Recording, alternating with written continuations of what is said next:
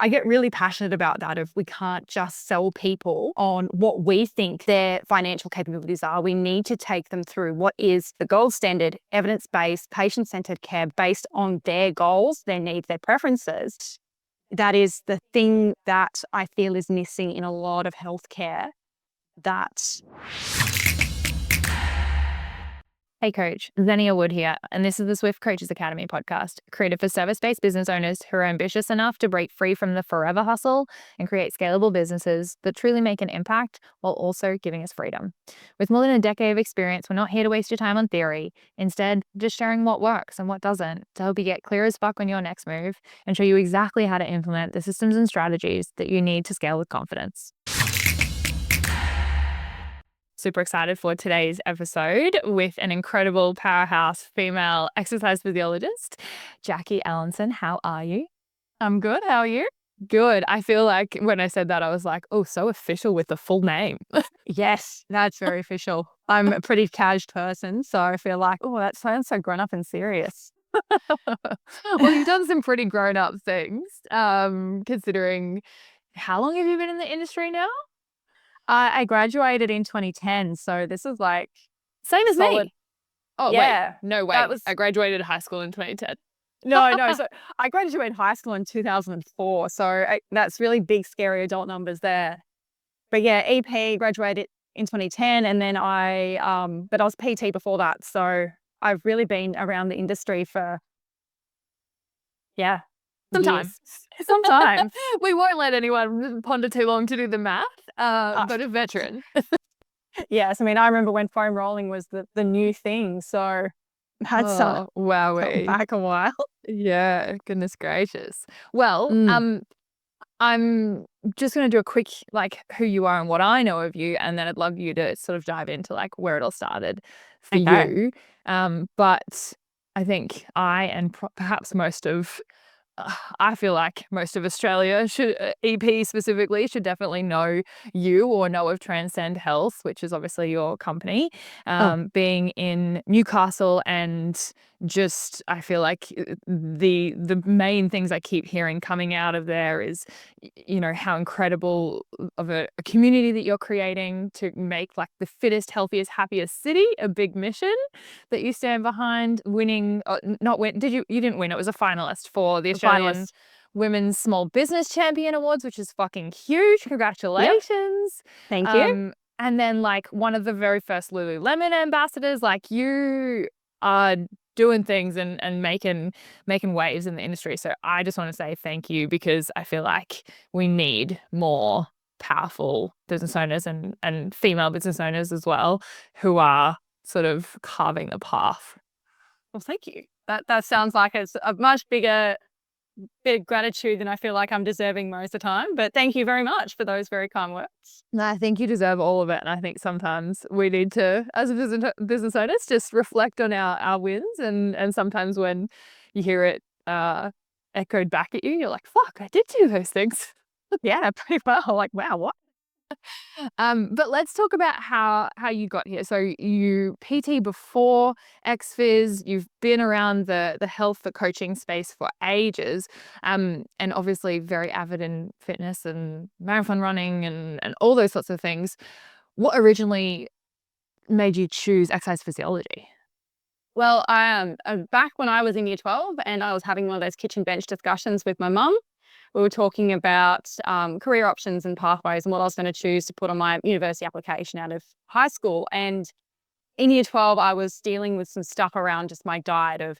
I was super nerd. I was so focused on studying and doing well academically that I was noticing that I would eat lunch and then go into the last lessons of the afternoon, and I'd be falling asleep as I was writing my notes. So you could see that I was going to sleep and my handwriting was just becoming loops on the page.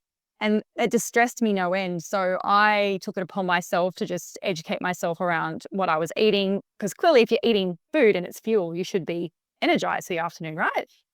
And that spared me on the path of, I was going down the path of dietetics, but I tanked on my HSC and didn't get those marks. So I did a human nutrition food science entry, which is the lamest substitute for dietetics. I think that you want to go help people change their lives with food, and you're going in to formulate a new form of Wheat Bix. Like, I don't want to sell Wheat Bix. I want to help people. But through that, I was doing sports science electives and realized, hey, this exercise thing is actually really cool and interesting. So I transitioned into sports science. Yeah, so that's really where I had my founding. I still wanted to help people. I wanted to help people to be healthy. And the way I did it, the vehicle changed. Mm. Yeah, Mm. it seems like that's been a huge theme that I've seen throughout your journey is it's always people first, client-centric approach. And I think along those lines as well, what I've seen you do exceptionally well is become what I would class as like a power networker. Like you were literally just saying off air before, like last night I was, with what was it?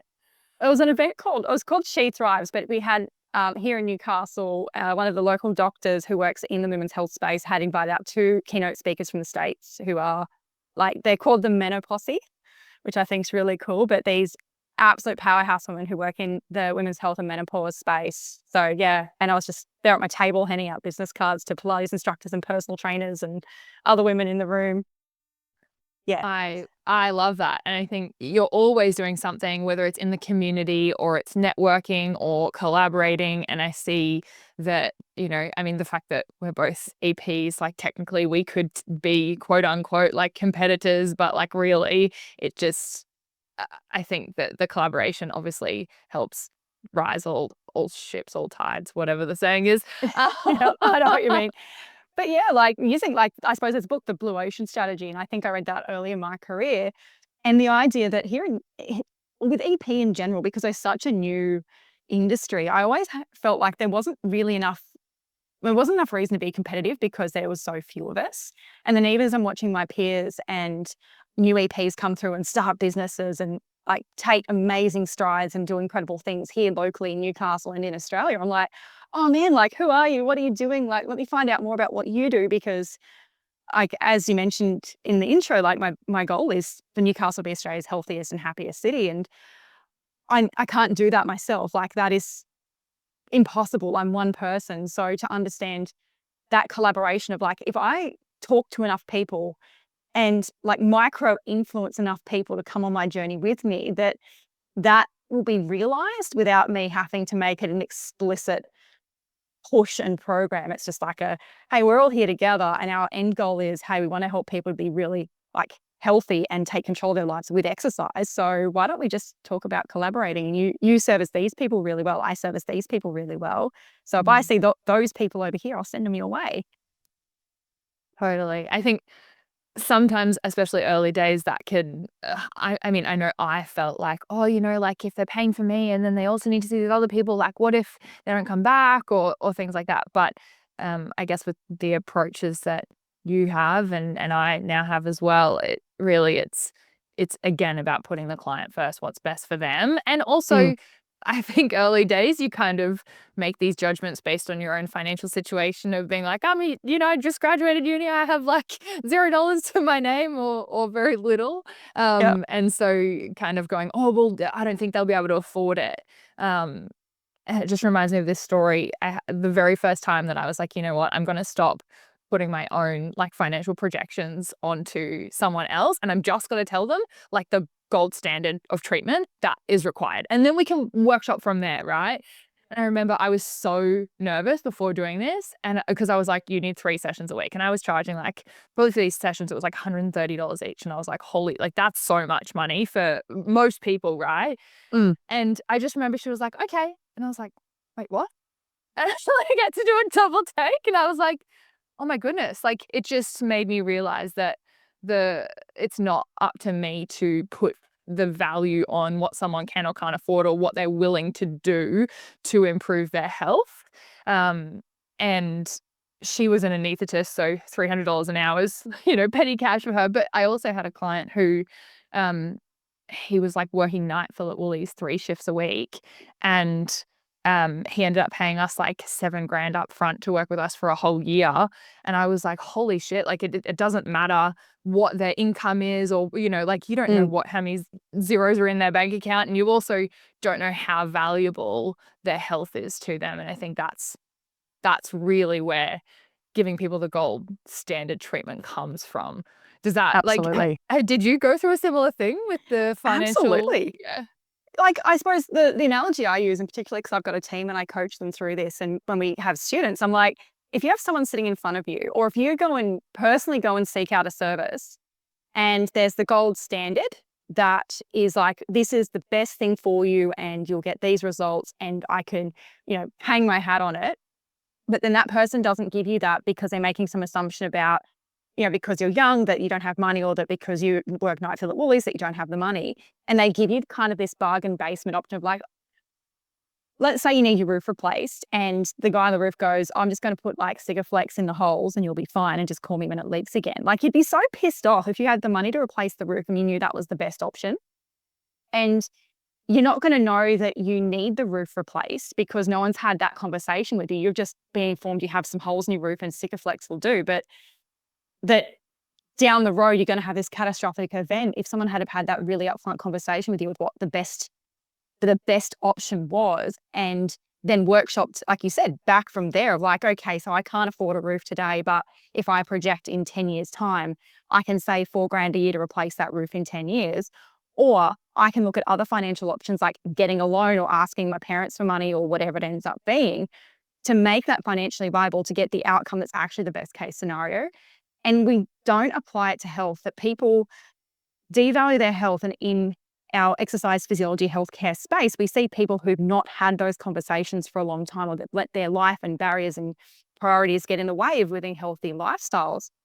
But then there's also information that isn't readily available because no one's told them or no one's taken the time to educate them. I'm like, here is the best case scenario. Here's the best treatment option for you because you're describing this is what you want your goal to be. And if someone's just gone, just go for a walk 3 days a week, to someone who has osteoporosis who wants to go and, hike up Mount Kilimanjaro, it's not going to get them there. And then they'll get to Kilimanjaro and they'll have a shitty time and they'll make it about them and they'll have they won't want to exercise again. So I get really passionate about that if we can't just sell people on what we think their financial capabilities are. We need to take them through what is the gold standard, evidence-based, patient-centered care based on their goals, their needs, their preferences, and workshop back from there to, okay, we might want to see you once a fortnight, but my expectation is you're going to do this X, Y, and Z homework between our sessions. And everyone wins. Yeah.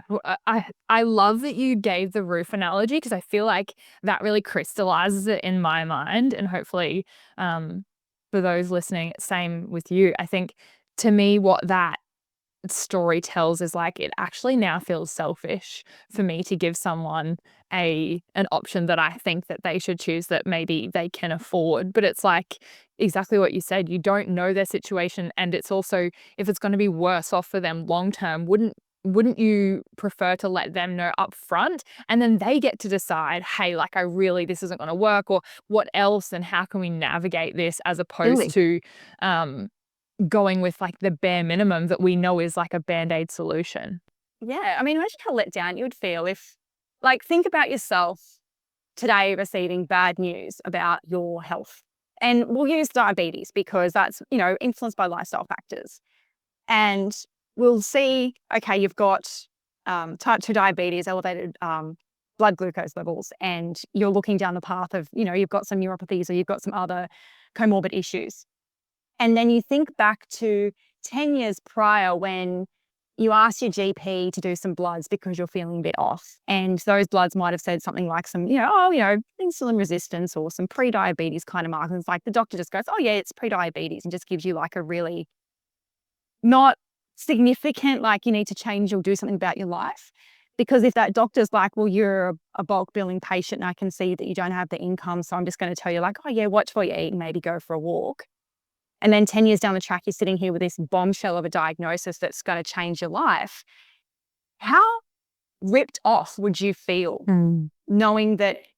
And then you go see someone like us, exercise physiologist, who's like, oh yeah, exercise and this, Y, and Z. And it was so simple. And you're like, I could have done that 10 years ago. I think the challenge is that we go to these people who are qualified professionals, and it's so hard not to take what they say at face value, because you're like, you're the expert, not me, and I'm coming to you for the solution. So I think it really, as to what you're saying, it leans on the practitioner's responsibility to actually say the hard thing that is the right thing for them, not the thing that's easy or the thing that you think will get them over the line, or, will just flick them out the door if they're, like you said, a government paid patient that you presume can't afford it, or doesn't value that. Yeah. Absolutely. Wow.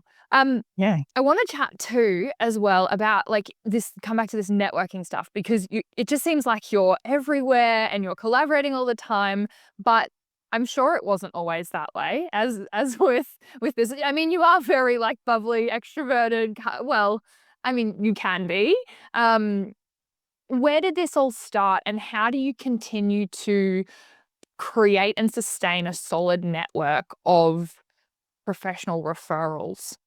Yeah. I think really it comes back to those. I identified early that I needed to know people to have people refer to me, or people need to know who I was. And the only way you can do that is to go and create a relationship. And I think we've all had the experience of feeling a bit slimy when it's like, I want something from you. So, like, I want you to refer to me.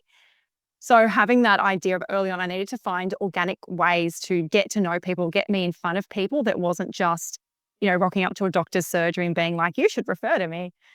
And I found that networking events was a nice way of doing that, because people were there of their own volition. They wanted to be there. They wanted to connect. And through those kinds of formal networking events that I got to meet people and refine my skills in like my 60-second elevator pitch, or the questions I wanted to ask them about what their interests were and what was important to them and who they worked with. And even asking them, well, how do you get your referrals? How do you build your business? And asking those questions is a soft skill, that it's not a hard sell, but it forms the idea of people know who you are when you turn up repeatedly and you see the same person week on week on week, or even, at the similar networking events over the course of a year, they know you. Then they get to connect with you and they have some form of liking you because you're, conversing about something that's a similar interest, like healthcare.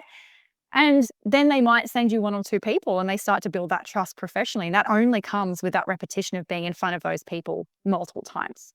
So just using that principle of all I've got to do is turn up. I'm just going to be myself. I'm not trying to put on, and particularly now, I'm like, as I get older, I'm more myself.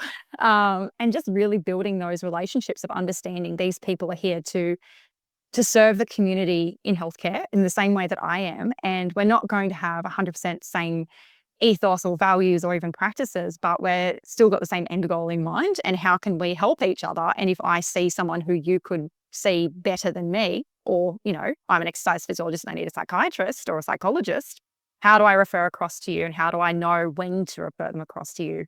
Becomes a really easy, organic conversation to have. And that just builds that referral relationship. And it's not a high pressure sales situation, which I think a lot of us balk at. And it's that, I think the biggest thing I took from that was the ongoing nature of showing up and being present, because you meet someone once, it's forgettable, right? Like you just don't remember them. But if you see them each week or each month or whatever the cadence is, it does start to foster those relationships. Just like when you're at school, right? You're not best friends with everyone, but you know what they do, what they like, and all those sorts of things. So I think that is a great little like nugget for a take home for anyone who's like, fuck, how do I start this? It's like networking groups, everyone else wants to be there. People are going to walk up to you, even if you don't walk up to them. Like it becomes this, almost like this soft version of trialing and practicing. And I know that when I've been to them, like I'll change my pitch to every single person to just try it on for size, like it's not this thing where it's, oh my God, this one has to be it, but you fumble your way through and you see the people who are just starting, and everyone has so much respect for those people. Like I see so many times, you see the 19-year-old who gets up and they're shaking and they're trying to like say their 60-second pitch, but everyone comes up to them and is like, you did so well, like, well done for being here. Like, how can I help you? And it just, I think to add onto the relationship base, what I try to do, I'm sure you do this too, because you mentioned before, it feels a bit icky to be like, I want something from you. But to instead go about the approach of what can I give to them? And then the law of reciprocity says that they're going to want to try and give back to us anyway. So in turn, even though the outcome you're chasing is to get something from others, the giving is I think where it starts. Absolutely. And it's like one of the networking groups I'm part of is BNI, and one of their core values is givers gain, because of that reason of like, if I turn up to give business to you, you'll want to give business back to me. And because you're in the same room with the same people every week, you have that, not just the reciprocity of like, you give something to someone else and they've got to see you every week knowing that they've not given something back to you, that then makes them feel like, oh, hang on, like I want to introduce you to someone else who might be able to. But then, yeah, that recency effect of like, they see you every week. So the next time someone talks about their dodgy knee, they're like, I know the chick that you should talk to, that because she said something in her 60 seconds last week about knee pain. Totally. Oh, Yeah. I love that. I think, networking is such a powerful thing. And that's the kind of the adage of who, not how. And so, it is part of who you know, as opposed to the how, because we can always find people who have the answers. It's the same thing you said, collaborating with those business owners, you're even asking them how they get referrals. And so maybe you don't know how to get referrals, but you know who knows how to get referrals. And so you Absolutely. can network and leverage off that. And just being in space with other business owners on a regular cadence, I think is just so, so powerful. And at the end of it, like when you get comfortable in that space of just asking those questions and wanting to learn other people, it doesn't feel like work anymore. Like you turn up to a meeting and you have a coffee with someone, and at the end of the day, you know more about them that you could follow up with a phone call or an email, or even drop into their space later down the track and just being like, oh, hey, how'd it go? Like, do you want to go for another coffee? That idea that you said about X, Y, and Z, I'm really interested to learn more. How is that going? And just, it really is just like building friendships, which is hard as an adult, but it's kind of like that really fun. I just get to go and have coffee at work today and a chat with some people, and this is fun. Yeah, so Low good, stress. so good. And I feel like the ROI is always there, whether it's, instantly or whether it's, a year down the track. But some of these networking events are realistically so cheap for what you get out of them. Like you get one referral from someone and your LTV, your lifetime value of a client is, let's say, 18 months, and they pay you $100 a week. And that's, I don't know how many weeks are in a year and a half, but let's say it's like, $9,600 or something like that, because it'd be $5,200 for a year. Like that's easily paid for a membership, or even Absolutely. just the one-off networking events that you go to and you see the same people in your area. Well, like I've got no qualms with talking about numbers, but for example, BNI is like roughly $2,000 a year with some monthly venue fees like breakfast fees, etc. And I consistently close between $45,000 and $65,000 a year out of that chapter. And Crazy. there is nothing that you can spend $2,000 on and pull out maybe on the online space and selling online programs would be the only thing I could compare to this. But $2,000, like it's a huge ROI. I know. And like they do payment plans. Like it's so easy. And like all you gotta do is rock up with some business cards, and it's just you talking and building relationships. And I don't know why I didn't join it sooner is the thing I keep coming back to. And my business, this iteration of business, I started in January 2016, and I joined in December 2016. I'm like, I had 12 months of not doing this. Why did I wait 12 months? I could have started at the start and just bypassed so many headaches. So network sooner. Yeah, I actually know someone who they started their business and they started immediately, and all of her business came from this group, and she was like a web designer and everyone was talking about her, and then she got referrals outside of the group from crazy. Anyway, Absolutely. I'm sure we could talk networking all day, but I also did want to talk about I guess how you bring new clients on, some sort of onboarding systems, processes you have, and then how you support them through that journey. Because obviously Transcend Health has, a fair few team members, and trying to manage all that, you obviously kind of need some sort of process that everyone's following. So there's some sort of uniformity and consistency. So when someone comes in and inquires or starts working with you, what are the things that you make sure that everyone gets, and how have you built out a really solid onboarding and retention process? So we start with, when I take my team or even students through our onboarding, because actually our students, anyone who comes to us for a prac placement actually goes through our onboarding process, which is an interesting thing that we've developed our onboarding process on students. That you sit down with someone to have a conversation, that they're going to come, what brought you here today? And they're going to tell you exactly why and why they're here and what they want. Through that, the process we want to understand is, why is it important to them to achieve that goal? Like what is like, my knee hurts, but why? But what is it stopping you from doing? What are your expectations of my care? What does my care look like to you in your head? Does it look like once a week for 12 months? Does it look like I'm going to write you a program and then you're going to go and do it yourself? Does it look like you're joining our groups? What does it look like to you? And in that sense, we're getting an idea of where their head's at, of what they wanted to invest in their sessions. So if someone comes in and like, I just want you to write a program for me and I'm going to go do it myself, it uncovers another level. Like, we've got it kind of if someone says this is where we're going to go to. If someone says, I just want you to write me a program, it's like, okay, so today we're going to gather information. I'm going to go away and write your program. In our next session, I'm going to introduce you to that program as the basics of movement. From there, you're going to go away and give it a go, and then you're going to come back a week later and we're going to troubleshoot. So if we meet to just write you a program, is actually going to look like something like 4 to 5 sessions. Are you okay with that? Yes, no, maybe. And then we might say, and then you're checking in every 2 to 3 months to rewrite a program, to reassess and to upgrade the program. And the reason we're doing that is because of graded exposure to exercise. You said that this was your goal. In that as well, we're asking, what support do you have available? Are you like, how do you go with exercise in the past? Do you exercise at home? Do you have a gym membership? Why haven't you exercised at home in the past? What stopped you? What are the barriers? And very quickly we can start to uncover, this person actually hates exercise and doesn't like going to the gym, and they've never been motivated to exercise before. So program is the worst thing for this person. So, and we can say to them, this is the worst thing for you. So we can come back to that idea of what's gold standard. This person is telling me they've got no intention. They will spend hundreds of dollars with me and they will not get results, and it will result in a shitty Google review where they'll go, these guys don't work, and then they promised me the earth and whatever. And you're like, no, if you're going to achieve this goal, here is what you need. And part of the reason you have not achieved this goal is not because you're lazy.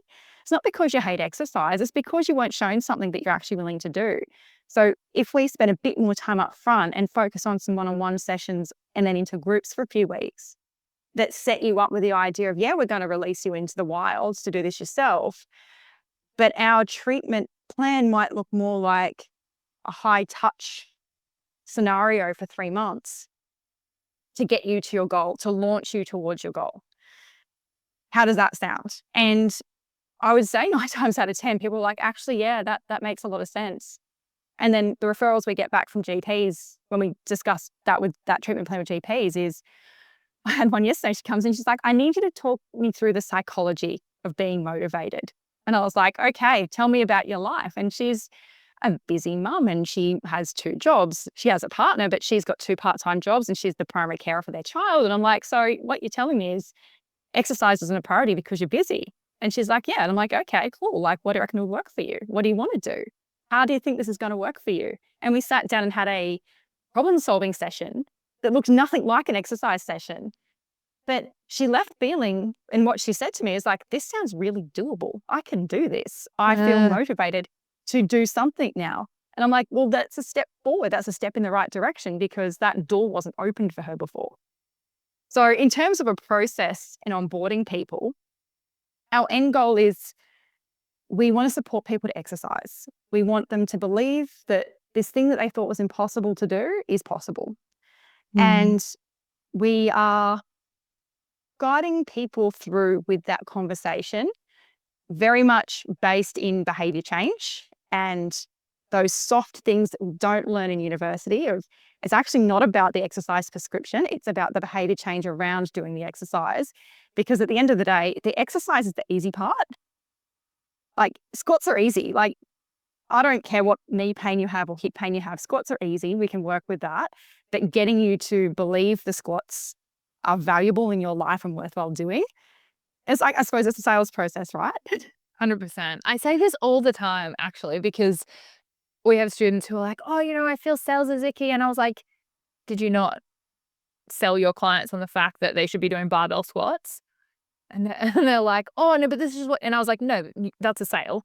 You just have framed it differently in your head. So you believe that that's not selling. But when there's a dollar exchange, all of a sudden, like all these, personal things come up about your beliefs behind that, as opposed to like, hey, some people, like, time is their limiter or their most valuable asset rather than money, especially if you're not earning very much. And so it's like, I will throw money at this, but I only have 25 minutes a day or whatever their version is. But I love that so much. And I feel like it just comes back to the most important thing, as opposed to like, let's get through all the tests and the assessment and do all the things. It's like, let's actually sit down and make sure that this is viable and valuable to you. Not what I think a lot of people do is they project what they think is beneficial because they do it or they like it. And they're like, oh, well, you need to do weights because in a gym and you get it membership and 5 days a week. And I understand why people kind of feel a little bit put off by that, because they're like, oh, someone's just going to tell me things that, I can't do and aren't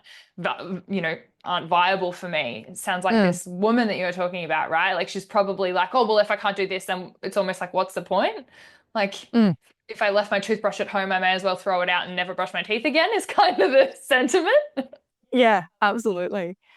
And it's like, I just think about how much we have got, us as clinicians and health professionals, got no qualms. And like, you think about all the assessments and all of the tools and all the apps and all the force plates and dynamometers that we can buy, and how much gravity people put in those numbers and that education, that training, but they don't learn how to work with people and have a conversation and listen to them. And I suppose this is where, and I saw a reel of yours the other day, and you went and did some sales training, and there's such an ick around it, but it's, sales training is just having a conversation with someone because they've come to you with a problem. And all you're doing is saying, well, here's a solution that I can help you with. Does that sound like a good plan to you? And they're saying, yes, no, maybe. And there might be some, we call it objection handling, but I call it troubleshooting of like, well, what do you think could get in the way of this? And it opens up the door, and it's not sales, it's actually behavior change and healthcare. Like, it's that when we start to move into that, I'm not going to bother with taking your force plate measurements on your squat to work out if your left leg is stronger than your right leg, because I can tell you over here that that number is going to mean absolutely nothing when you've not done your exercise program for 3 weeks. How about I help you to do the exercise program? And then if you want to go do the force plate measurements, I can send you someone who does that super specific level of assessment and testing. Yeah. Holy moly. I feel like this conversation was meant to happen. And I really love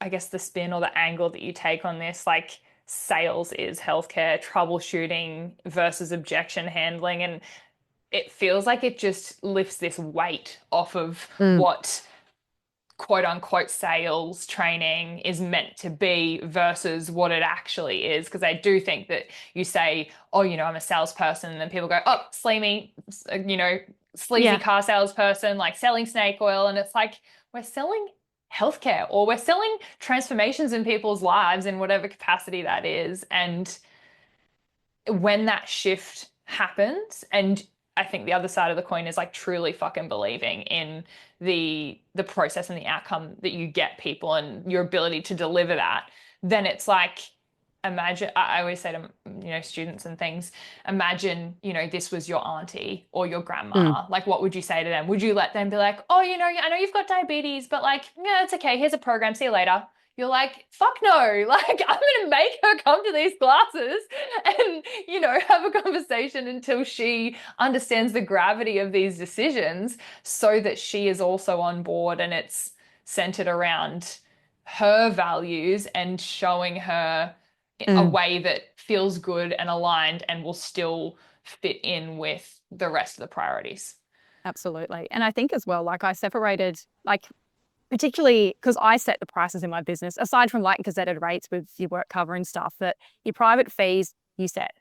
if I take that money thing away from my clinicians and I make the payment something that admin deals with, that what we can focus on, the goal is the outcome of like, my goal here is not to get money out of you, which I think a lot of people are afraid of. Like, oh, you're just trying to get money out of people. It's money grabbing. It's like, no, there's an outcome that I want to achieve with you that you said was important to you. So everything we're doing is getting you to that outcome. If I give you a time frame of, if you want to achieve this super quickly, like you said, you only have 25 minutes, it's probably going to cost a bit more because you're going to see me more frequently in a shorter space of time. If you don't have as much money, we can space it out. So something that might take someone 3 months to achieve might take someone else 12 months to achieve, but that's okay. That money thing's separated. Don't worry about the cost for you as a clinician. Talk to them about the outcome. Talk to them about what you're helping them achieve. And the idea of under promising, over delivering, if you're going to space out a treatment plan with someone, if you think it's going to take 3 months, or if you say it's going to take 10 sessions for you to get to this result, over exaggerate, like say 12 sessions and then discharge them early, instead of going week to week to week thinking that, oh, if I just say one more week, like they won't be put off by the cost, the expense of this. I was like, no, tell them it'll take a long time and then discharge early, because people who are enthusiastic and motivated and on board with that train will be then excited when they get to 6 weeks in instead of 10 weeks in and go, I can run again. My knee doesn't hurt. And you're like, oh, okay, cool. Like maybe what if we'll take those sessions out of the diary. I don't like using the word cancel. Like we'll take those sessions out of the diary. But if your knee starts having some issues or you start to have some of those concerns again, revisit what we've already done. And if it's still not working, give me a call and we'll check back in and continue on from there. And you might even say, let's have a check-in in 3 months instead of next week or 2 weeks or whatever it ends up being. And that for me is like, it's not about how much money they're spending with me. It's about me helping them get to that outcome and doing it in a way that suits their needs and preferences. They have a financial need or they have a lifestyle need. And I'm just like, how do I make this fit for you? Totally. I think it's for me, I've seen, like I used to do week to week when I very first started because I was terrified of selling, and instead I had to sell every fucking session every single week, and I didn't know if they were coming back, which was horrendous. And I think that typically what happens if you hate sales, you end up selling every single week, and then it becomes so much worse. And then how do you plan someone's, return to sport post ACL or loss of 20 kilos if it's like you're going week to week? You can't put a long-term plan in place for them, which is shitty for them, because I don't know about you, but I used to try and like just word vomit everything and give them everything in the one session. I was like, this is my one opportunity. And then they're just overwhelmed, and therefore an overwhelmed buyer doesn't buy, an overwhelmed person doesn't act, and they get stuck in that sensation. So I think as humans, we like to know the plan. We like to see where we're going, as opposed to like, if you only open the curtain in front of their eyes for the next 7 days, then they're clueless as to like where it actually gets them, rather than paint the full picture. And I love how you're being super realistic with these timeframes. I also love that you said, tell them it'll take longer than it will, because then people feel excited by that. Whereas no one's going to be pissed off if it's 10 weeks instead of 12. But if it's 14 weeks instead of 12, then what you said is not what happened. And we know life happens, but people are going to be more likely frustrated by the fact that it took longer than you said. And so it's not lying to them, but it's helping them see that they can get there and they know where that goal is, and providing them with the confidence and hey, I'm ahead of where I thought I'd be, and probably plays into the psychology and the motivation as well, right? Yeah. And like, there's another reason for me as well, as a business owner, taking on younger clinicians and taking them through, is that they don't have a sense of how long things are going to take, because they have the textbook version, and then you get out into the real world and there's this thing called people that you have to deal with. And they blow every textbook and like everything out of the water, that suddenly they're in front of somebody going, I have no idea how to help this person. So I tell them, rely on the clinic stats of, if I can tell you our PVA is like, again, we'll just say 10 sessions, round numbers. Rely on that. On people, on average, see us for 10 sessions. So how about we plan for 10 sessions and we'll go from there. And what that allows is they can come back to a senior clinician and go, please help me. I've never worked with someone with EDS before. What do I need to include? And essentially have that moment where they've got the supervision and the support, and we can come back and say, here's a treatment plan of what I would do in that situation. And that you're holding your new clinician's hand through that process. They're then able to hold the client through that process with confidence and with grace. And all they have to do is listen to the person and what they're telling them and adapt on the spot, understanding that there's that treatment plan in the background. And it allows that space for new clinicians or for people who are facing people presenting with conditions they've never seen or heard of before to go, okay, I have the space to breathe, and I've taken that pressure off myself to info dump in that first session or in the 3 EPC sessions that the GP's referred for. And it means that the patient actually has a better chance of retaining information. That we forget something like 40 to 80% of all the information that's given to us in a medical appointment. And this is why we need to have treatment plans. This is why we need to have follow-up phone calls. This is why we need to have communication with the GP. This is why we need to have a treatment of more than just one session. It's like, let's not put that stress on ourselves and try and do it all in one, because then it is like I have to sell every week, and the person leaves our sessions feeling overwhelmed every week instead of okay, today I got 3 exercises. Okay, next week I'm going to have either an upgrade, like a progression, or an addition. And then the next week, if I come back with a flare-up, we're actually changing something again, and that you're taking them through step by step. And they can see that, okay, so last week you did this. Yes, we did that, and you were no worse, maybe a little bit better. So now we can progress. We can do this. And then when they come back, it's like, I'm feeling worse. We can okay, we're going to take a side step here. We should still be on track, or whatever it needs to be. That is holding someone through the process in a way that's nurturing and caring and takes our humanness into account of people don't want to be overwhelmed. We're stressed out enough as it is, and healthcare is stressful because what's wrong with me? Am I broken? Am I ever going to be better again? And you're just calmly taking them through.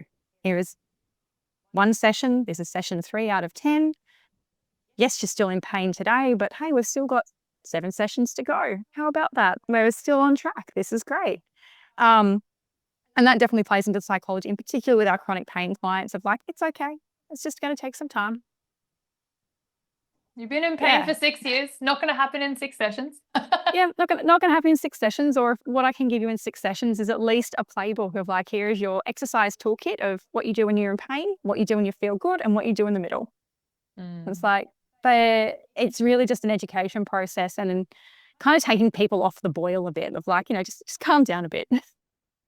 And that will, as research shows, probably assist with their pain far more than even some of the exercises we're giving them.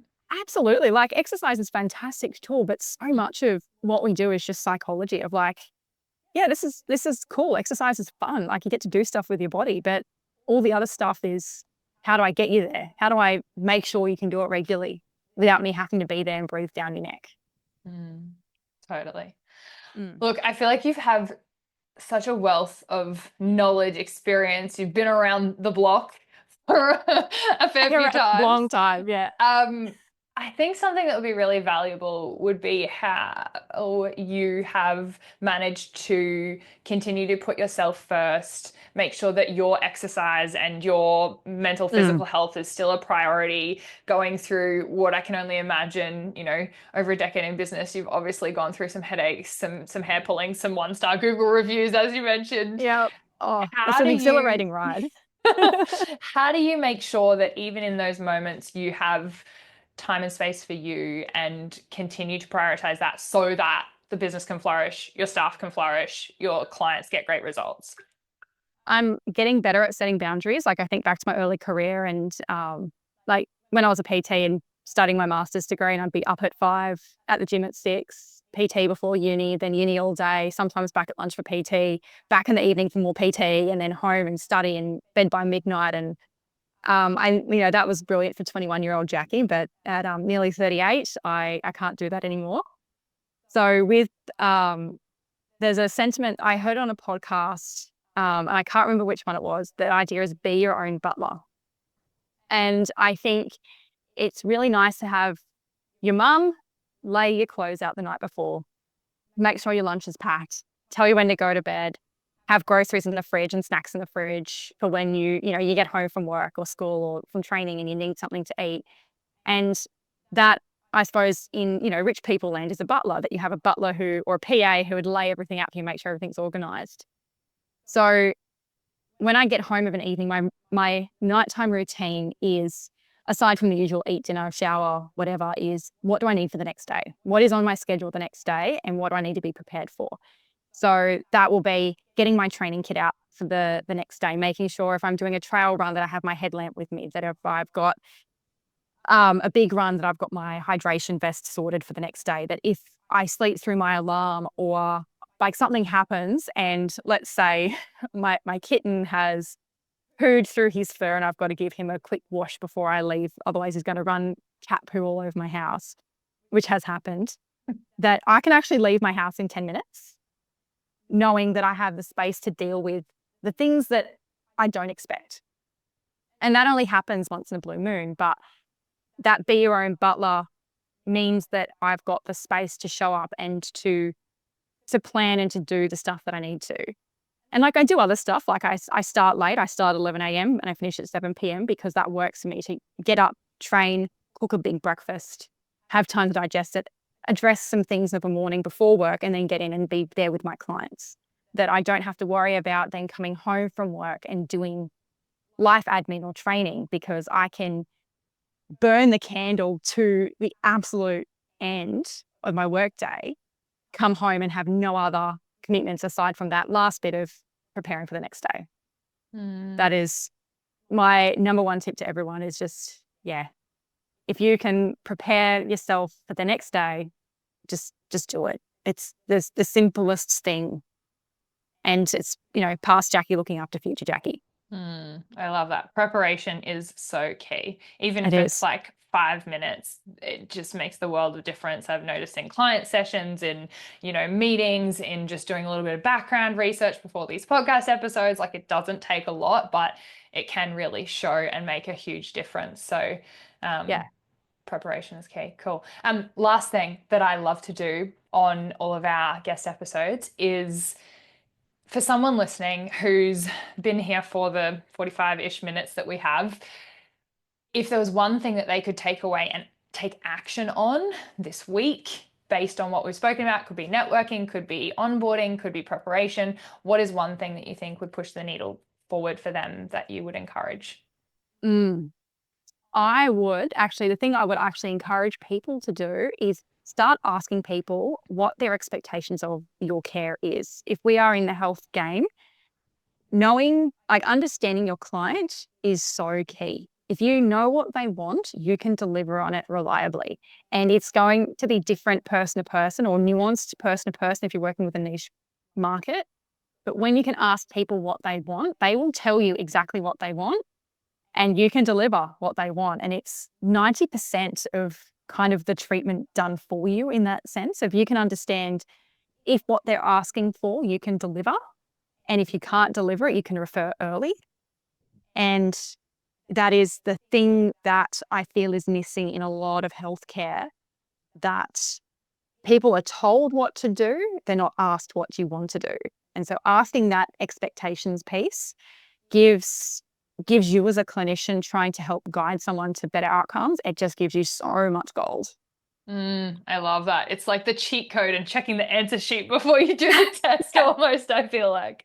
Yeah, it's like someone comes to you with knee pain and you find out later down the track that's actually not their main issue. Their main issue is they feel really upset with their body composition. And you're like, the knee pain's stopping them from exercising, but like, what are your expectations? They're like, I want you to help me to get this. And you're like, oh, okay. Or my expectations are that I can use my reformer at home again. I'm like, I don't have a reformer at the gym, but I'm absolutely happy with programming for you and helping hold you accountable to that.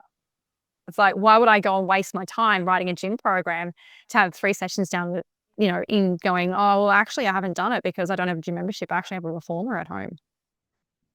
Yeah. Adjust. Like egg on my face moment. Like, why didn't I ask that really simple question early on? Yeah. And I think it comes back to, like, even if you're running a group program or something that's not like 100% personalized, you're going to start to pick up common themes of what people want, and then you tailor the 20% that is required for individualization. But realistically, you'll figure out the themes and be able to create, specific exercises, or, in my case with the education stuff, it's like different modules or different go-to sections that you just their pathway might not go 1, 2, 3. It might go 3, 1, 2 or whatever. And plus an A and then a Z and then a Roman numeral X in there as well. Yeah. Oh, Jackie, thank you so much for spending your morning with me. People who live in Newcastle, potentially want to come hang out at Transcend, or maybe more so likely on the internet want to connect with you, where's the best place for them to find you? So feel free to check out our Instagram. It's at Transcend Health AU is one word. And I'm sure you'll include that in the show notes, Zaya. And yeah, even if you just drop an email, like we have an inquiry form on our website, which will come through to our admin. Feel free to email me, jackia@transcendhealth.com.au. I still check my own emails, which is probably the biggest. I use it as a chance to decompress. I'm like, I'm just going to go check my emails. Lunch break, emails. Not everyone else does it that way, but I think it's like a reset of like working out what I need to do next. So when I'm feeling a bit overwhelmed, I'm like, just, like I need to decompress after a client session. I'm like, emails are a simple thing. I'll just go do that 2-minute job. Delete, delete, delete, reply, delete, reply. I love it. I love it. I'm going to let you go, beautiful, and I will surely speak to you soon. You will absolutely hear from me soon. Bye, gal. Hey, coach, before you go, the reason I do this every single week and the reason we've been able to surpass 100 episodes is because of you. So thank you. We're on a mission towards never seeing another coach leave the industry because they didn't have the skills or the confidence to scale. So if you haven't subscribed yet, make sure you do that before you forget. I read every single one of the comments and share as many as I can. So if you found this episode valuable, sharing it with a friend who might be able to benefit from hearing it would honestly mean so much to me. Until next time, and in whatever you do, move swiftly.